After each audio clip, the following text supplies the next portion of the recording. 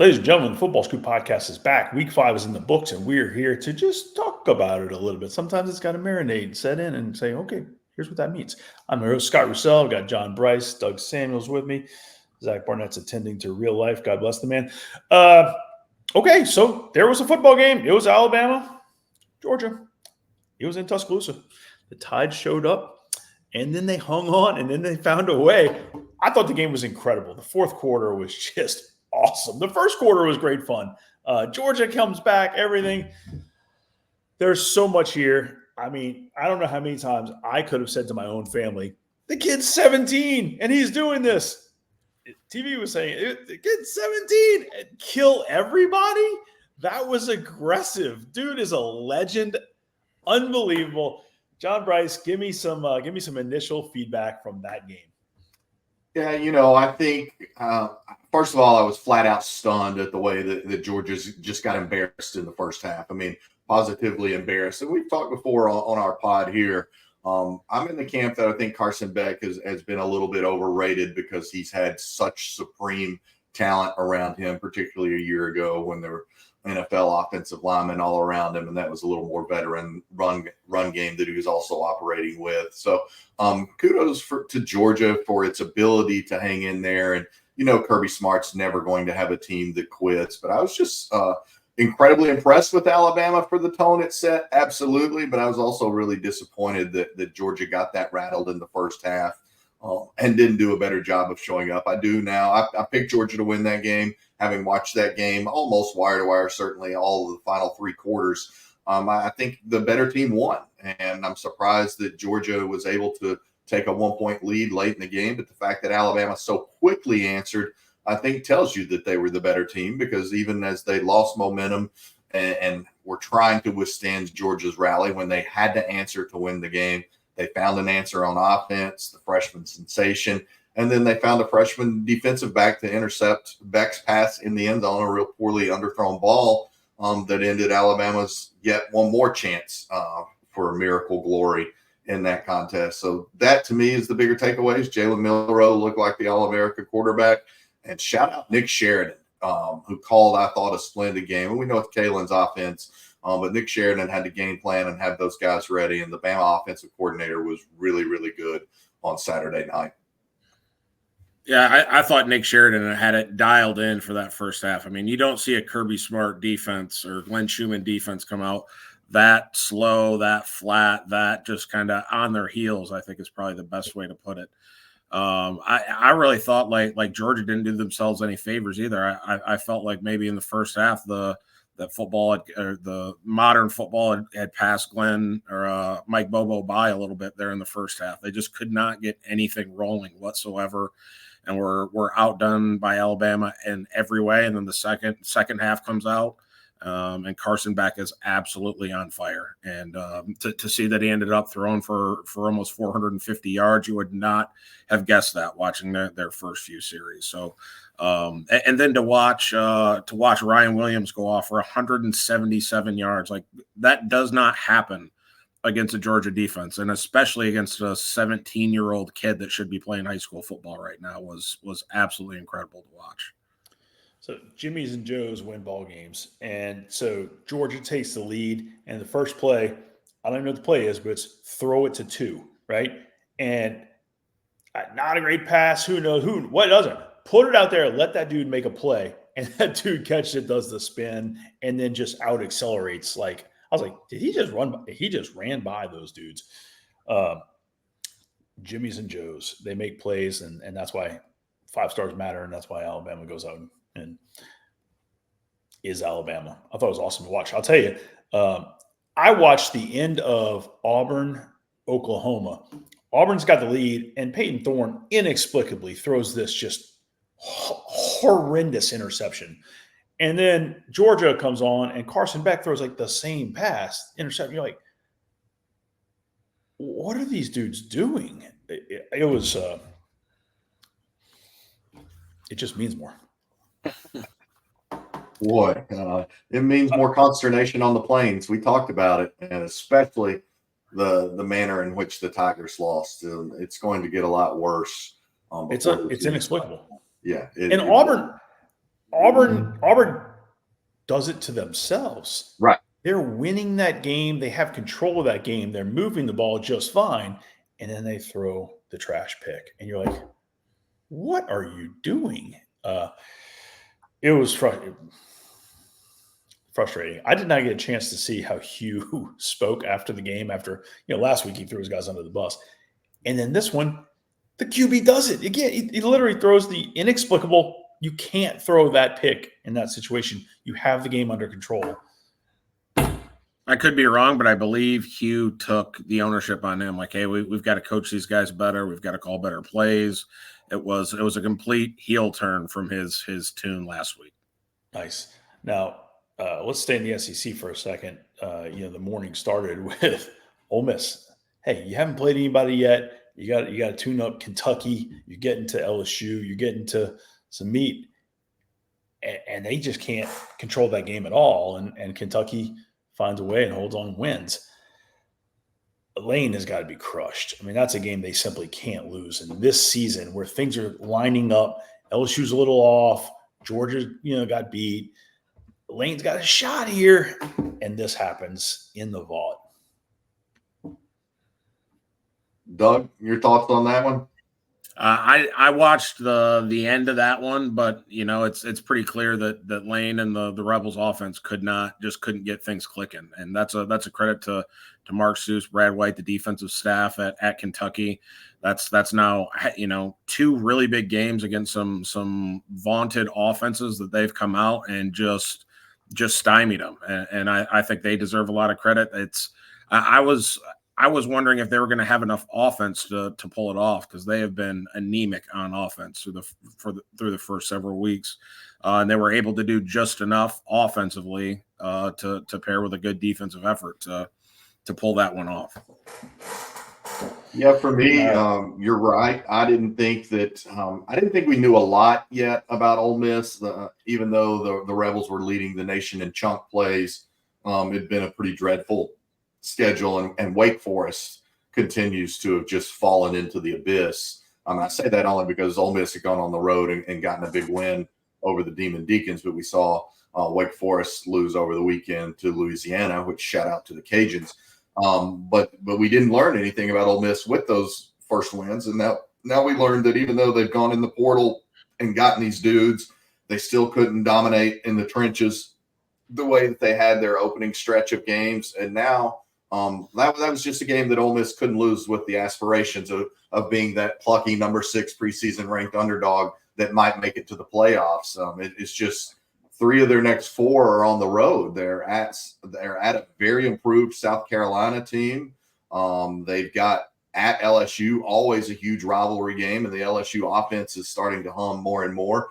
And then they're home when they finally they're home against Oklahoma, and then they've got Georgia after that, after a trip to Arkansas. So that's their next few games, 3 of them on the road, and then Georgia as part of that stretch at home. It's just it was an opportunity game that the Rebels just couldn't afford to lose. Losing that did more damage to Ole Miss than winning it did for UK, even though UK desperately needed a win and got just enough offense. And that Kentucky defense, I think, will keep the Wildcats in a lot more games coming up. Their margin of error is so minuscule on offense that it will be frustrating to watch, I think. But you'll see Kentucky in a lot of games into the fourth quarter because of the Cats' defense.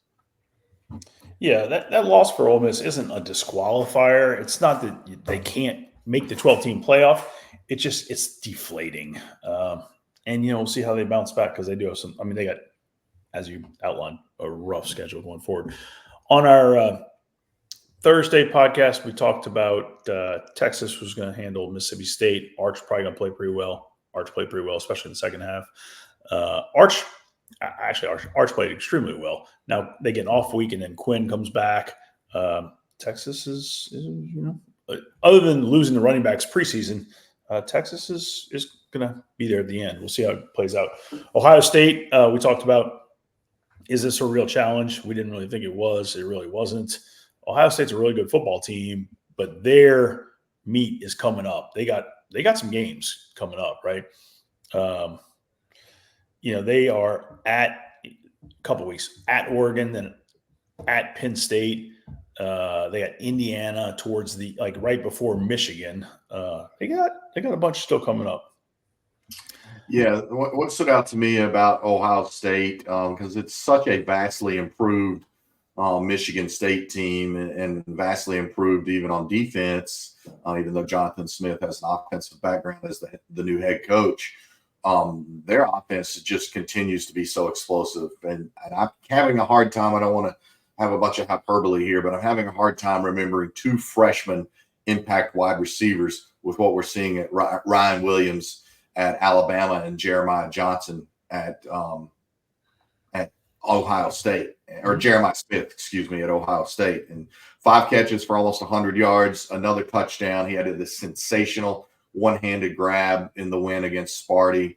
And Ohio State's defense is a little better than I expected because holding Sparty down to just 7 at home, that's tough to do. But those two freshman wide receivers, they won't be in New York. Ryan Williams might be in New York this year. Jeremiah's still got some time to make those moments, but there's some transcendent performances that we're seeing this year, and they're becoming in that group, in my opinion, alongside Travis Hunter and Ashton Jeanty at Boise State, which I know we're going to talk about in a little bit. Yeah, I'm not ruling out that Ryan Williams can get to New York because the kid's got that talent, but holy smokes, if he gets to New York, Alabama has done some crazy stuff. That would be awesome. Wow. All right, let's talk about Jeanty for a second. We had thought that undefeated Washington State versus Boise State, whose only loss was right at the end to Oregon.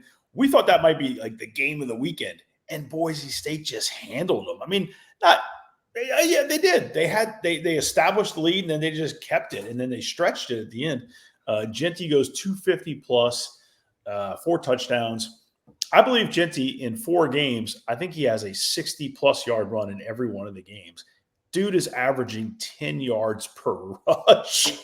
These are crazy numbers. Yeah, as a offensive play caller, if you know you're averaging 10 yards a pop, you're giving to that guy the ball to that guy first down, second down. He's currently on pace, I think, to rush for 2,500 yards on the season, which would be incredible. And I know JB and I were on the call on Thursday pounding the table for Travis Hunter, but I mean, if this clip continues, the Heisman race to me is between Jeanty and Travis Hunter, and the Heisman has been kind of a snooze fest as far as you kind of know who it's going to. If this clip can keep up, I think it makes for a really exciting Heisman race at the end of the year.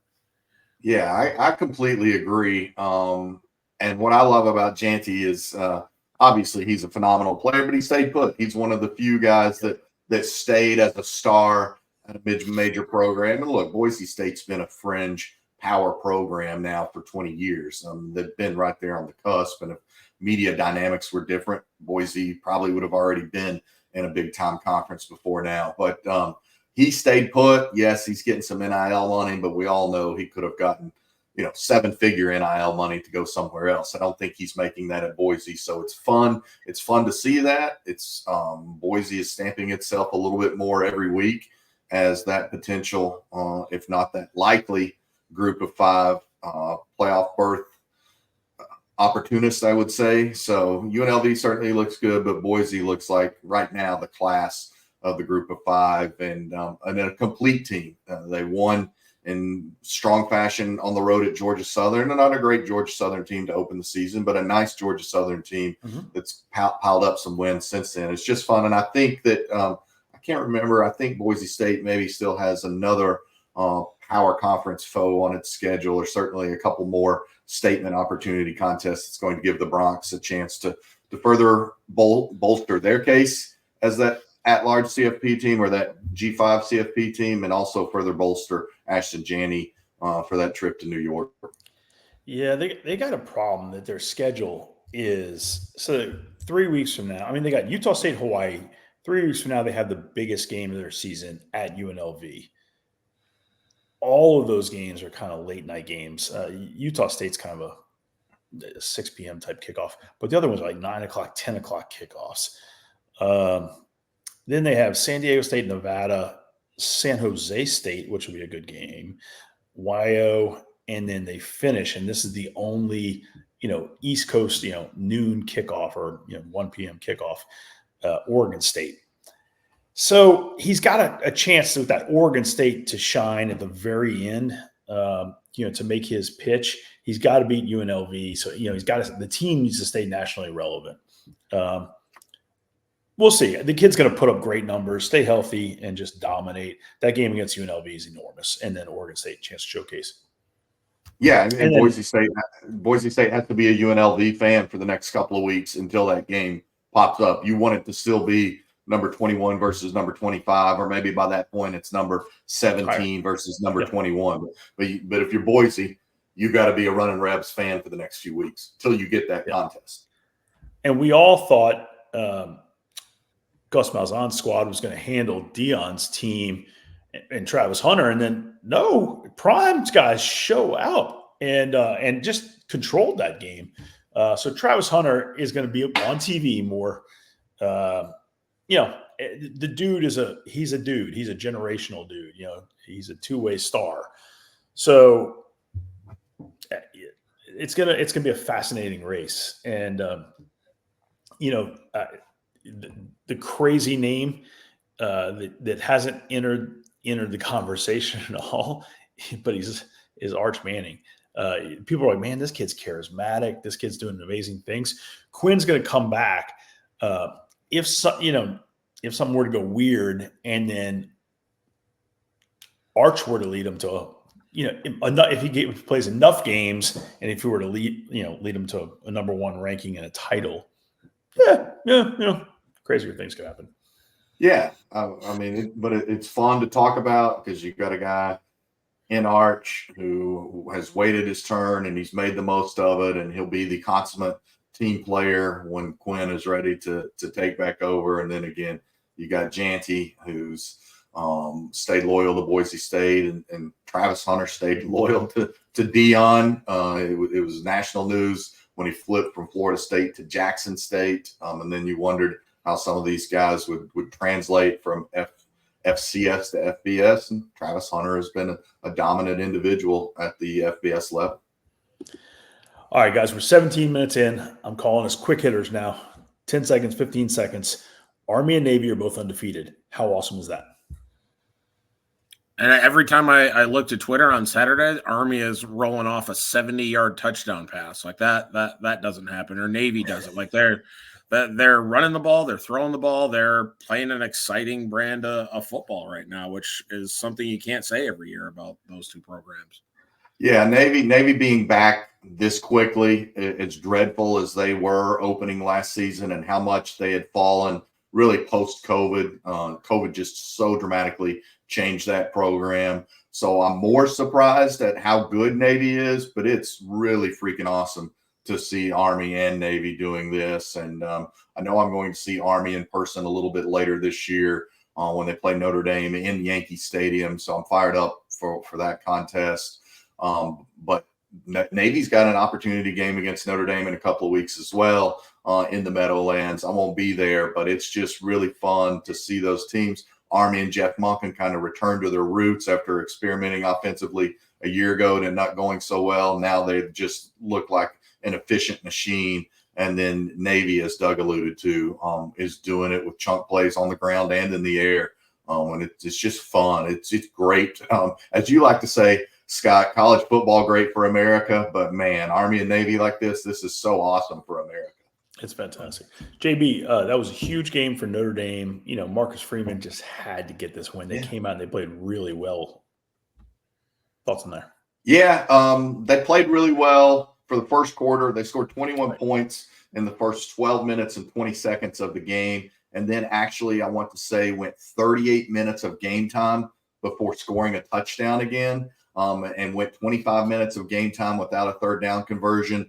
They're not without their warts, and they're certainly incredibly beaten and banged up. They've got an open date before hosting a very improved Stanford game. I got the opportunity to sit in a box and watch the game Saturday with none other than Lou Holtz and several other members of Irish lore, and including Tony Rice from the 1988 National Championship Notre Dame team. So that was a true privilege for me.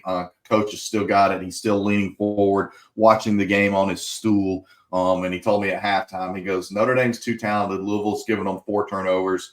You can't win like that. If Notre Dame stops them on first possession of the second half, Notre Dame will win this game. It got a little hairy, but Coach Holtz was right. I never should have doubted it. An undefeated team sitting out there that nobody's talking about. How about the Iowa State Cyclones? 20-0 over Houston. You look at their schedule and you're like, they might just keep winning. Yeah. I think Matt Campbell became the winningest head coach in Iowa State history with the win, which is I know he had a pretty cool video set up for him after the game that they surprised him with, that I'm going to do something with in the weekend leftovers. But I mean, they're a team that's ranked right now that I think has underachieved the past few years, and now they're back playing Matt Campbell type culture driven football. Yeah, this is shaping up to be arguably one of Campbell's best coaching jobs, and a lot of people were wondering, was the dip going to be a little bit more severe for Iowa State? Were the Cyclones going to continue to fade after fading some last year, and instead right now, undefeated, got the second win only that they've had under Campbell against Iowa already. It's not a bad Iowa team at all. Favorable schedule. So Iowa State's got a lot more winning that it should have in front of it, and that'll open up additional doors. Yeah. I mean, they're 4-0. They get Baylor next. They go to West Virginia. Both are winnable. They get UCF having to come up to Iowa.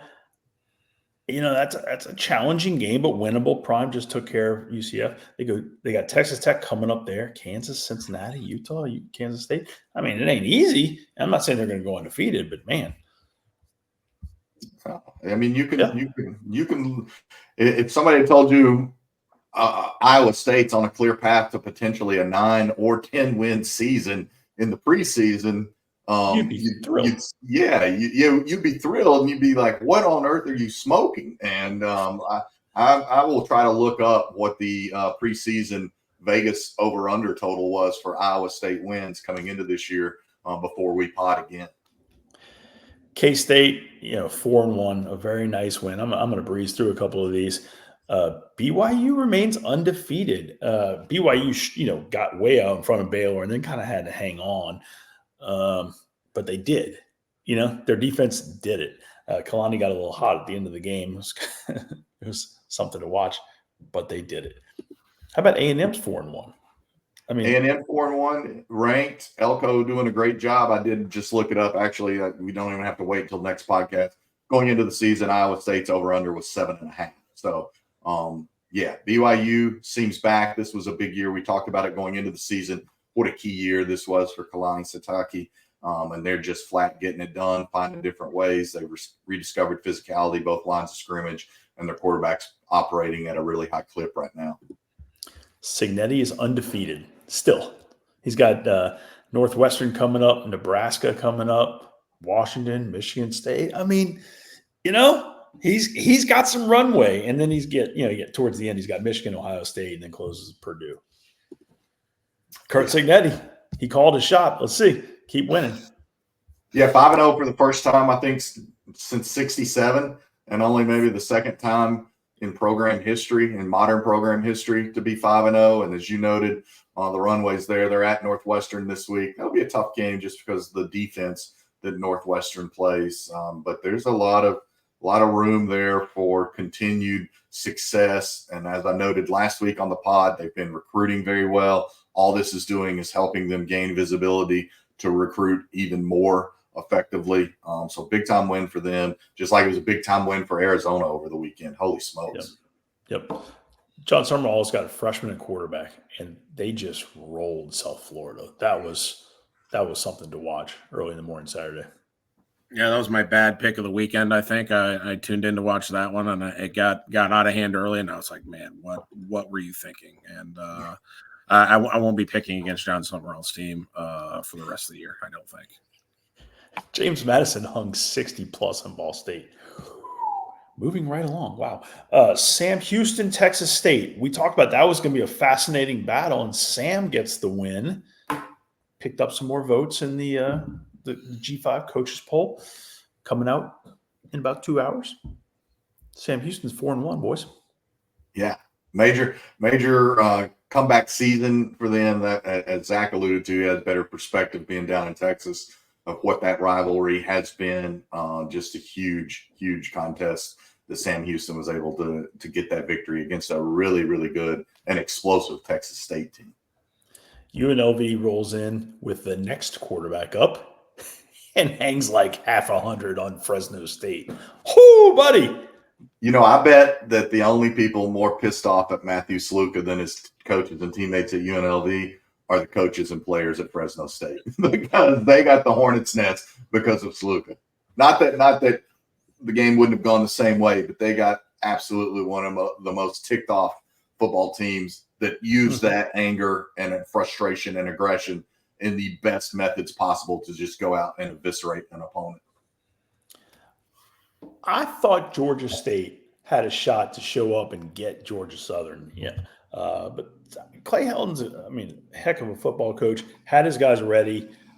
Georgia Southern started off out front and just kept running. And Southern handled that one. No, they did. That was, and again, we've talked, and yeah, we're 5 games into the season, but going into the season what some storylines are and what seasons mean to different coaches. And this was a big season for Clay Helton. And that was a game that would have been more damaging as a loss than it does as a win. It's a great win for Georgia Southern and a win that the Eagles desperately needed, but a loss would have just been wholly damning in the big picture of their season because Georgia State's in a first-year coach who was hired late and did not have previous head coaching experience.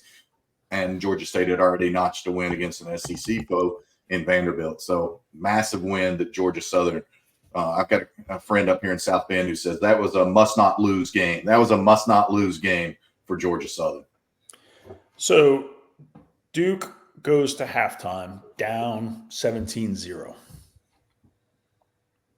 Manny Diaz got him fired up. Dave Feely, there is no doubt in my mind, had some strong words for that Duke football team.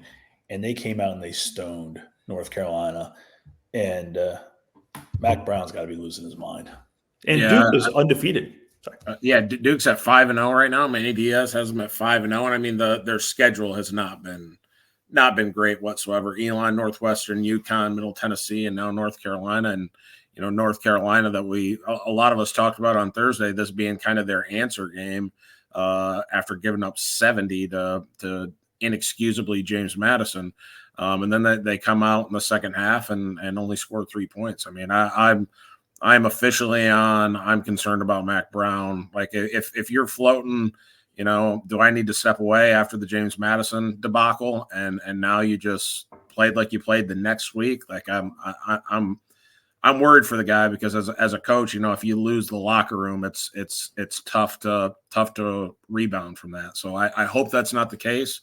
They've got Georgia Tech this week and then Florida State after a bye week. So hopefully they can get things back on track, but it's not a great past couple of weeks for Mac Brown. And a guy like Mac, it's tough. And there's some great coaches on that staff too, some just good dudes that have been around the game a long time. It's tough to see for a guy like Mac, who has poured so much into the game for literal decades, to see it sort of unraveling like this. But it is an unraveling, and it's too talented of a team to have been an abomination as it was against James Madison and then just completely shrivel up in the second half against a rival like Duke when in a lot of ways your season's on the line and you're trying to show your competitive character. So I'm gonna close this, JB. I'm gonna come to you to close this whole thing out in a second. This hurricane kind of came out of nowhere, was going to come through Florida, and all eyes were kind of down in Florida, and that sucker just kept going up into Georgia, kind of Tennessee, Carolinas, and just wreaked havoc. And it's seeing some of the devastation is unbelievable. Trey Lamb, what those guys went through is. It's hard to even explain. And then they got up and they went to work, and it's pretty impressive. And now they're back trying to deal with real life. JB, close us out with some thoughts there. Yeah, gosh, that's a tough one. You might catch me a little emotional here. I just got a text that my mom got power restored literally while we've been on the pod. It's the first time she's had power in more than 72 hours. Probably between 50 and 100 trees down on my family farm in Northeast Tennessee. But we're lucky. So many people have not been lucky. There's so many people who still need so much help. I'm going to be visiting with Trey Land by phone here early afternoon, and I'll have more of his thoughts on Football Scoop coming up either tonight or tomorrow. Kudos to the people that played. I didn't think that ETSU should have been forced to play Saturday at 5 o'clock, and it took the Southern Conference a really long time to push that game back from its scheduled 2 o'clock kickoff, even as ETSU was quite literally stranded along the interstate in a parking lot. There were no hotels, obviously. There were no power in most places, no gas in a lot of service stations, just utter devastation. I know people affected all throughout the Carolinas. There are communities that will never exist again. That's not exaggeration. That's devastation. So it's just tough. And football was great for ETSU. It was a great escape, but it's a really bad situation for millions of people right now. It really is. And yeah, it's Mother Nature is a force. And, you see the best in people when they help each other stand back up and rebuild and get back and make the best of the situation. This is what God's given us. Let's go find a way to do great things in his name. Love you guys. Appreciate it, everybody. Football Scoop Podcast. On that news, we're out.